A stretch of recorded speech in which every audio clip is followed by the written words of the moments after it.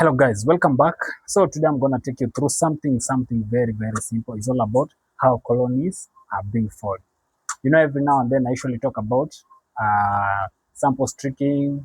Then we do incubation. After incubation, we come and check for the growth of any formation of any colony in that plate. Now today I'm gonna take you through back where how these colonies are being formed. You know, we need to understand the basic concept or the basic science behind these colonies, the way they are being formed.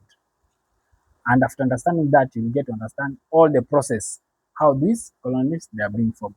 So we need to understand a basic term, the term colony forming unit, because this colony forming unit is the one that came up to form a mature colony.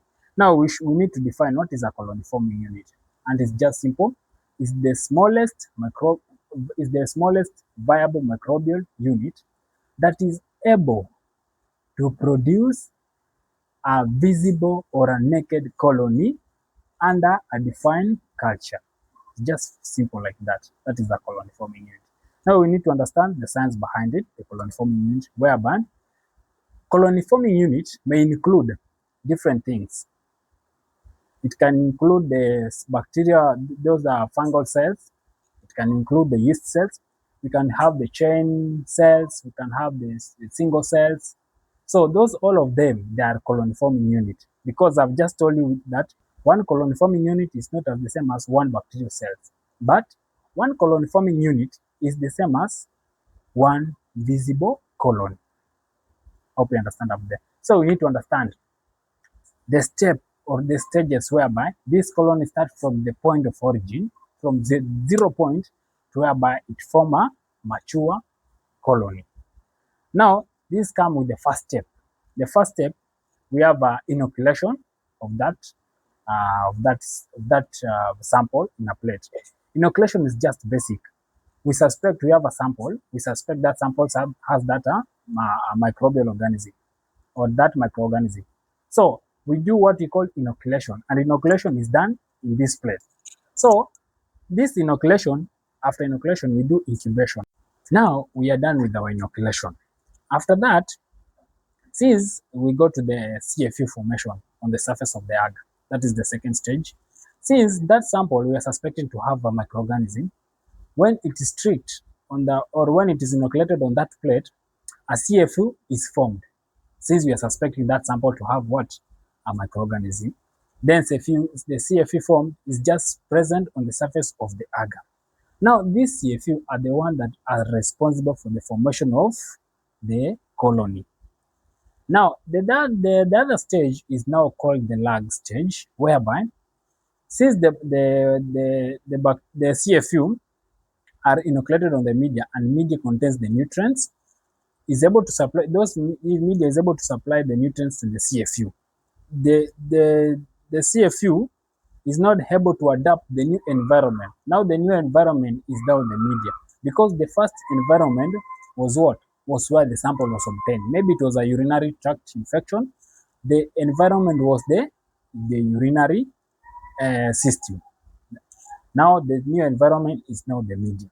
We go to the other stage, where is the exponential, whereby the cells now are able to actively divide. The cells, they are very active. Since they are very active, they are able to do what? To undergo division. Once they grow, cell division has occurred, we go to the other step, whereby it is called the microcolony formation. Because the cells now are able to divide, they start to form this, what we call the small colonies. They are called microcolony. Microcolony formation, when they are formed, they do what? Since there is also nutrients there, they end up growing, they end up utilizing the nutrients available on that media. And they undergo a stage whereby it is a mature colony formation. That is the last stage. Now, the mature colony, a good example is this one. This is a matured colony. That is a matured colony. Each bacteria have different morphology. And I will discuss with you in the next topic about the morphology of this bacteria. One of the morphology is now the texture. We have the two texture, which is the smooth, and we have the one which is rough. There's those bacteria that appear smooth, and the other one appear rough. So the other the morphology is now the size of the colony. Different bacteria have different size of the colonies. There are those that are small. There are those that are pinpointed, like the Staphylococcus aureus. There are those colonies that are medium. We have those colonies that are large. So the other one is the shape, the edge, the shape is not. There are those the one that are circular. We have the oval one. We have the irregular shape. So there are many morphologies behind that colony. We have the color. Those bacteria that are able to produce color. Now, Machual says they give this all this morphology. Thank you, guys. Next, I'll be discussing with you about the morphology of this colony in details. Morphologies of different bacteria in details.